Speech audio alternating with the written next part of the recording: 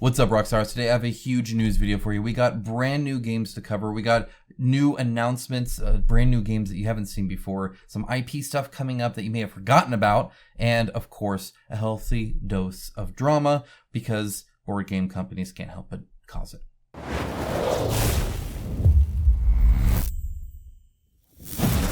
Thank you to my channel sponsor Into the AM. As a company that believes hard work and a great product is a proper way to conduct business, I am delighted to have them as part of the channel. They have some of the coolest graphic t-shirts around and an absolute best fit and feel that has continually exceeded my expectations. With new shirts arriving all the time and other products like boxers, hats, and even a monthly shirt club, I wholeheartedly recommend them to you. Check out the link in my description of this video for an exclusive 10% off everything they sell. Okay, I'm going to dive into things here real quick. Just as an FYI, I'm not feeling my prime today. I'm a little tired. I think that's affected my overall attitude. I try to keep it real with you guys, but if I don't see my usual chipper self, it probably has to do with that and not necessarily what I'm covering. Don't let my bad attitude reflect onto the things I'm covering necessarily, unless maybe it's well-deserved. With that out of the way, I do have actually something quite positive to say. First of all, an apology. This is from the fundraiser that I did for this year. You guys were amazing. Thank you so much for the support. I know I'm late on announcing the winners of the thank you gifts, that we'll be getting those, and of course just doing the live stream and kind of showing you guys the attention you guys deserve and you guys have been asking. So it will be March 18th. That'll be next Saturday at the time of posting this video. I'll be live streaming. I should do it around 10 a.m. That is Mountain Standard Time, or whatever, it may be daylight time. I don't know when we swap, whatever mountain time zone is in the US. That's when I'll be doing it. And I'll kind of do it ahead of time. You guys will be able to see it. So I'll get that out to you guys. I'm working on making the list and doing that this week. So you guys will definitely hear back from me on that. And again, thank you for your patience on that. All right, moving on. We have the Origins lit. Now, I'm showing this first because literally time of recording 9 hours, which means you guys have like 2 or 3 hours by the time I post this. If you didn't see this video in time, well, it might be a time zone thing. It might be that you weren't subscribed. Feel free to do that so I can do last minute reminders like this. If you were interested in this, if you wanted to see everything they've unlocked, and they've unlocked quite a few things actually, then go ahead and check them out. Again, everything is linked down in the description below. And again, costing us and go look, see if it interests you. If not, that's fine. Just want to let you guys know, literally last minute. This is your last warning on that. Next up, we have the Curse of Candelabria. They have 5 days to go. They've raised 137. They need 138,000 raised now. I suspect they're going to have a large 48-hour push as well, but it would be great to see them funded ahead of time. They're a very indie developer that are just trying to make kind of a cool game that people are interested in. It's definitely a unique thing, that's for sure. The minis that they've done for this actually ended up, I think, looking really cool. So yeah, go ahead and check this out as well. This is from the makers of Shield, but this is kind of an area control game where you have all these different candles and candle abilities, and it's very unique. Definitely something quite different from your standard fare on Kickstarter. It's not laden with video game IP, movie IP, or anything else. It's just an actual board game from a company trying to make some cool ones. So feel free to check them out. Again, link down in the description below there.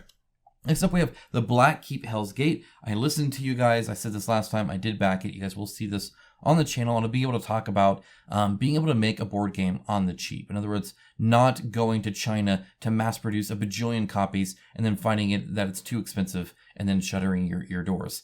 I'm not talking about that. I'm talking about delivering a board game to the people that want it and building it according to the funds you got, and not trying to do the whole mass market thing. So that, first of all, that'll be kind of cool. Second of all, he did listen to some feedback and showed the stretch goals. So they are at 7,263 backers, which is huge for them. Again, this is a small time thing going on here. At 10,000, they'll be adding the Dragon Knights. At 20, the Dragon Cannon. At 25, you get STL files for all the Hell's Gate miniatures, and then more at 30. So this is kind of like a sub one there. So it would definitely be cool to get some of these guys in there also. They look amazing. Really good looking stuff. It's all CO cast, and they're hard plastic. Next up, we have a Return to Planet Apocalypse update. And I'm not going to actually say too much about this. This is by Peterson Games. So as you know, they are not releasing all of their games right now. Like, they are working on like one game, they're delivering it, and they're moving on. Pros and cons to that, of course. But one of the things I wanted to point out is this. Now, this is not ideal. I can't really zoom into this. It's not super readable. It's not very obvious. There's not a lot of explanation on it. It would be great to have a dashboard full of like all these metrics that we backers can look at and see exactly where you're at on all your work items, stuff like that. Like, I would love to have a board game development company have an open Trello board. Can you imagine? Can you imagine if we actually saw their work items, even what they were behind on and stuff? Man, talk about transparency. You won't get that. But I do appreciate the attempt. I guess all I'm saying there. The reason I say that is because the next one is a 6 Siege update from Mythic Games, where you will not see any bar graph like that or any kind of overall scoping like that. Though this is a very detailed update. There's a few things to talk about here. So if you back to this, you definitely need to pay attention for sure. But if you back to any Mythic Games game, they always put games in their title.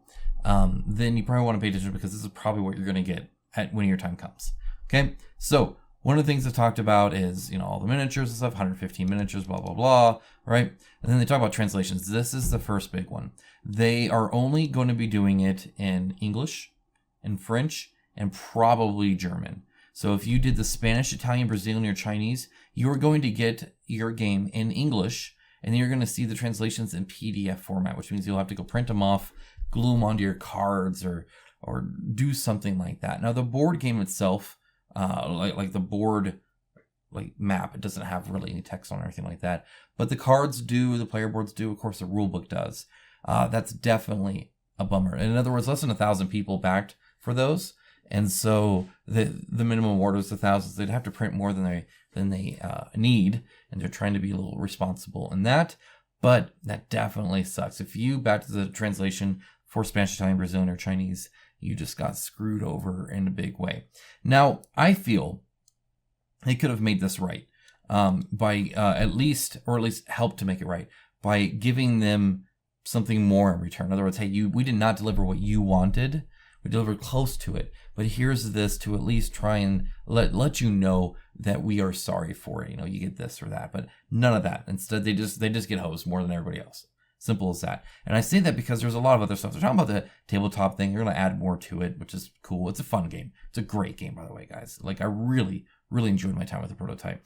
Talk about how they did it to Darkest Dungeon. And really what they're saying is, yeah, that's right. You're going to be having an additional cost here as well.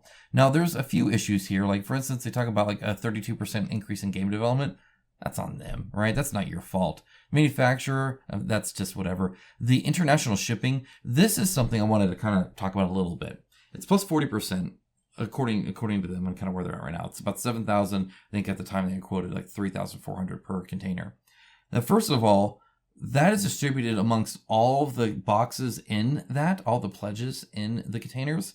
It's not a whole lot. It's a couple bucks per actual pledge in that. These containers are huge and they carry a ton of games. So it may have increased by $2,000 or whatever, right? But that's distributed, that's divided by all of that. It's not actually a lot per copy. It looks like a lot, but we're talking about shipping 10,000 of these out, right? So first of all, just FYI on that. It's not actually that much. Additionally, it shouldn't be included anyway. They call it shipping, but really it's freight. And freight in everywhere else but Kickstarter. Everywhere else but this stupid website that people turn off their brains on half the time, me included, is included in the price you get it. When you buy anything else anywhere, they're not including freight as a shipping cost. They're not taking it out of the cost that they show you. Right? It's what you guys yell about in VAT all the time, where it's like, hey, you're not showing me the real price, right? You're taking it out so that this price looks cheaper. And so that's what a lot of companies are doing. When you see a high shipping cost, it's because their shipping includes stuff like freight, whereas other companies are using shipping like you do everywhere else when you buy anything online, where it doesn't include freight. Freight is included in the price of the product itself. So the piecing out of that has always been sketch to begin with, because it's really in an attempt to make the initial sticker shock value less, make it seem cheaper, and then they get you in the shipping. And you guys see that all the time. You guys get that pledge manager. I do too. And you get that shipping chunk. Bam, boom. Hope you liked $60 on a $100 game, if you're lucky. And that kind of stuff is because they're artificially making that 100 less. It should have been 120 or whatever. It's the same amount, but it's the concept of trying to kind of lock you in to where then you have to get an 80% refund. You have that fallacy in your brain where you feel like you already owned it because you paid money for it and all that kind of stuff. It's just all manipulative. I hate the fact that they pull freight out, and it's not just Mythic Games. It's like 80% of the companies. It's like rampant in this industry, and it's a bad practice. Last mile, that's legitimate. Okay, so anyway, that's that. But again, it's all percentage based. So if it costs them $20, then an increase of 10% isn't that much, right? Or an increase of even 50% is not a huge amount to you. So FYI, when you get that contribution fund charge, which is right here, right? Just know that it shouldn't actually end up to be too much. A lot of that, especially with this percentage, right? Manufacturing, that's 36% of the manufacturing cost, not the sell cost. It's how much it cost them to make it. Realize that it did not cost them to make as much as they're charging, right? There's profit in there. Actually, a fairly healthy amount of profit, because the 30% of that is not, it doesn't end up being a huge amount. So just FYI, I've talked about that to death. You guys know that. They're going to be charging a contribution. They'll know about it in a few days. So I'll report on it in a few days. Let you guys know how much you're going to charge to get 6 Siege. And of course, if you don't pay it, then maybe they'll send it someday. Maybe. But they are wanting to give things back. And again, this is where I think, like, it's like region. Also, it should be like language. Hey, if we're giving you the copy in a language that you may not even speak, we're going to like cut your contribution in half, or not charge you a contribution, or I don't know, something. It just seems like that you could throw them a bone considering you're hosing them. But, whatever. You will get a new double-sided map. So we get the coastline and border. And this is like a whole game board, like normal game board. That we're going to do that for retail. But again, they're kind of holding off on a lot of that kind of stuff. So they're just shoving it in here. And then you get some like real small freebie stuff. So you get stuff like STLs. And you get stuff like this little STL mini. And I think, 12 of them. And then a large size of them. And then you get like collectible art cards. So that's what that is. They'll let you know in a couple days if they're going to charge you. Definitely unfortunate. I don't feel like there was enough apology in here. Heartfelt or not, I don't feel like there was enough. But it just like for instance, the moment they mention spending 32% more on developing this game than they had planned, again, it's 100% on them. It's not your fault at all. And they're going to charge you for it. They're going to charge you for them doing that. And they're not really sorry about it. They're just like, we tried to make it the best. That's good. Pay for it now. It's like, maybe you should have stayed in scope. But if they had, we wouldn't be here. Now would we? Next up, Exorcism, Eastern Handscroll. This is kind of a first look at this. I don't know a lot about it. I'll show you kind of this is their website. It's very bare bones. Very bare bones. I'm talking about 3 story chapters. I don't know what that means. 2 separate maps, 6 different characters, various play styles. You can see it kind of here. It's got some minis and stuff. There's not a whole lot of info here at all. Like, not a lot. But the art looks cool. It's definitely, I think, different style arts, which is kind of interesting. We'll see how that is. This is kind of a picture of it. This is probably from their video here. This is kind of really odd texturing on the renders. Like, it makes everything look bumpy, which is kind of odd. I'm not sure why that's going on. And the map has no lines or anything of it. It's only a picture with some minis on it. So God only knows what's going on here. I don't know. And like, this is like a 3D element. Like, what's going on here? Beats me. Maybe it's like Battleship. It's like, Wheel Mountain. You sunk my geisha. I don't know. Not sure what's going on there. I'll let you know when I find out more. All right, speaking of one coming up, Vampire the Masquerade, Milan, Uprising. This is on the Tebrew system. Recall I did review the Bad Karma's Tebrew system on here. I think this is probably a better fit because the Bad Karmas have felt underutilized. The fact that you now have access to real, closer to real AI from video games for their board game, for their like boss battler, still very much played like one that didn't really have a much more advanced AI in that regard. Whereas this is like a story-based thing. And I think Tebrew can really excel in an interactive thing like that, where it's playing music and it's, have those sound effects and voice acting, and all the tracking has gone there, and you can just kind of experience it, if that makes sense. They mentioned that it has some area control in it as well, so there's a lot of stuff going on there. So that'll be kind of interesting, I suppose. Again, I'll let you know more about it. If you follow it early, and again, everything's linked in the description below, you do get this 90 millimeter tall sculpture of a dude sitting. So there's that too. All right, next up, Maladum. This comes out in 5 days, guys. So next week, I'll be showing you the Kickstarter of this, and I am pretty excited about it. I think it looks pretty cool. Definitely interested in, like look at this guy. I don't even know what he is. He's kind of like a weird elf-looking thing. He's like an elf from like Farscape, the TV show, if you recall that. Something like that. Like, this is something a little odd or different about him. And I love it. I think it's different, and I think it's unique. I'm definitely excited to see this in person. It looks very muted colors to me, but I think that's kind of the point. But again, I'm also looking at pictures that have been photoshopped and all sorts of stuff. I'm not digging them on that. I'm just saying I've not seen it in person, and I would like to. It's certainly an impressive spectacle of a board game, because you get all that terrain. So that's pretty hardcore. All right, next up, Apex Legends, the board game. If you recall, this is coming out. This will coming out May 17th. That's the new date.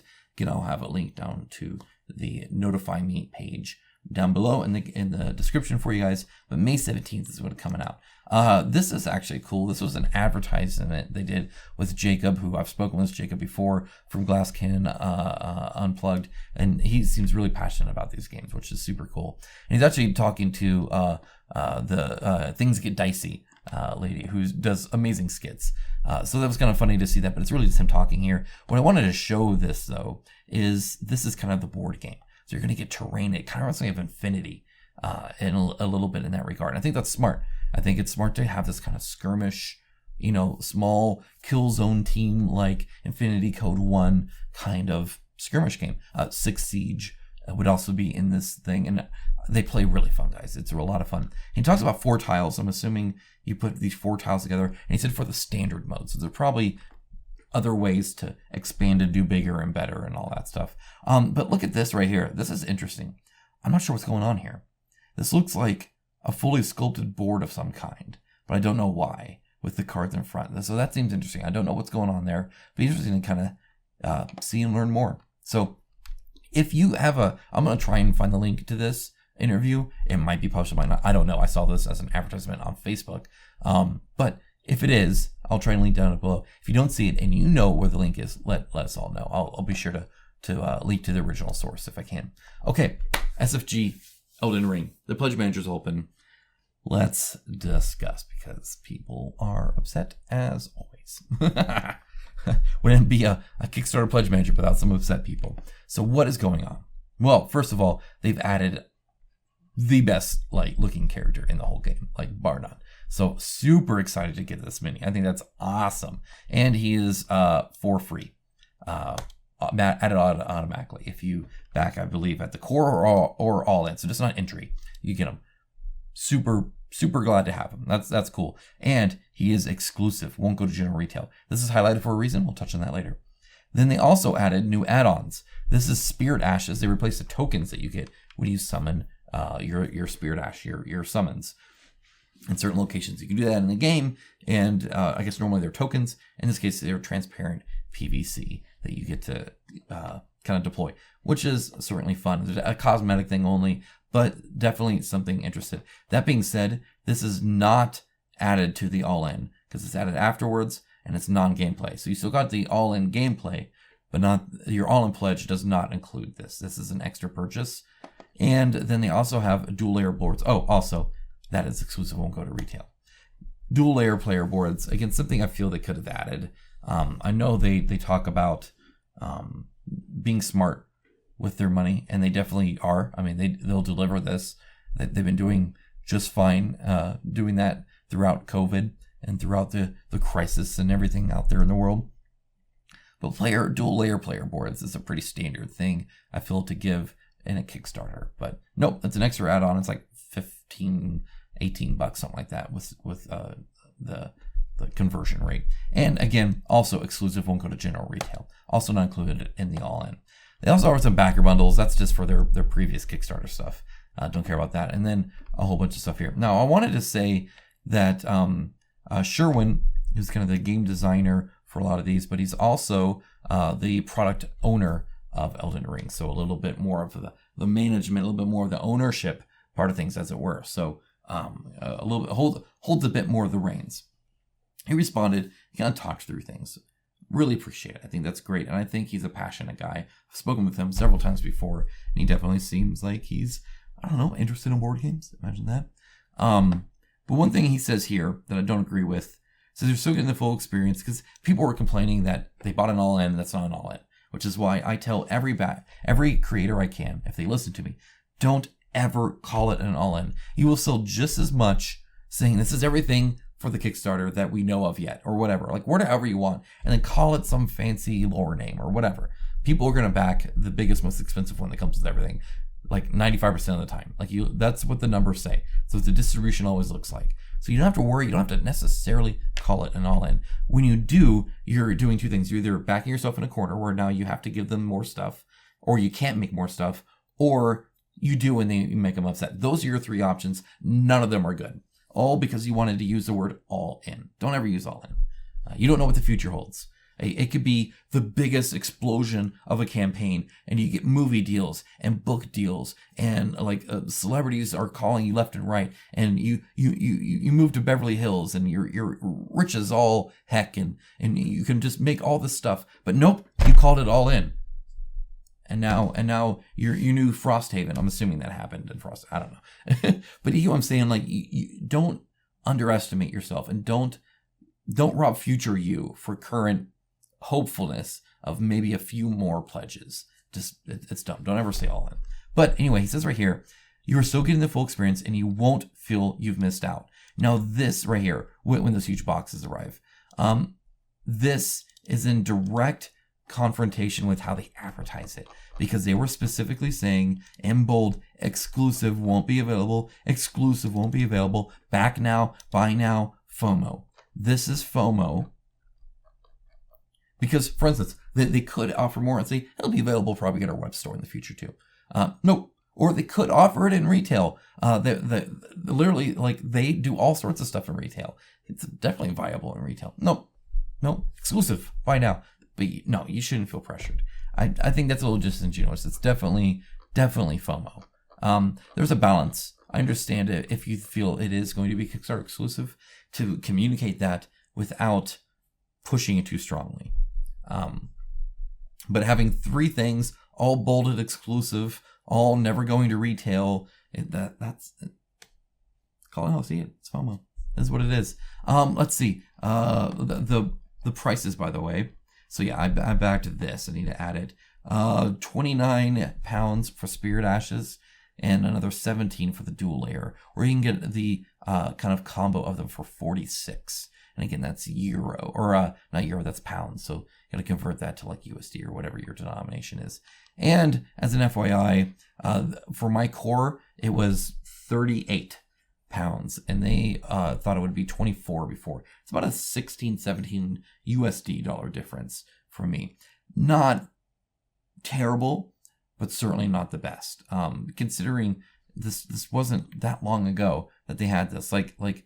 And if nothing else, I feel prices have gone down slightly, not up. And I know that the pound, I don't believe, has changed that much either when it comes to how much it's worth in the global market. So, at least not since this was published. I feel that's the case anyway. But that's my gut feeling. Let me know if you have any information on that, of course. Some people are saying there's a really big shipping. I've been able to see like what rest of the world is, or I haven't tested all the different variations of all-ins and stuff like that on my core. But anyway, that's all I have for today, guys. Have a great rest of your day. If you know of anything else coming up, let me know. Please let all of us know in the comments down below. And again, there's a link in the description to just everything I showed down there also. Take care. Bye, guys.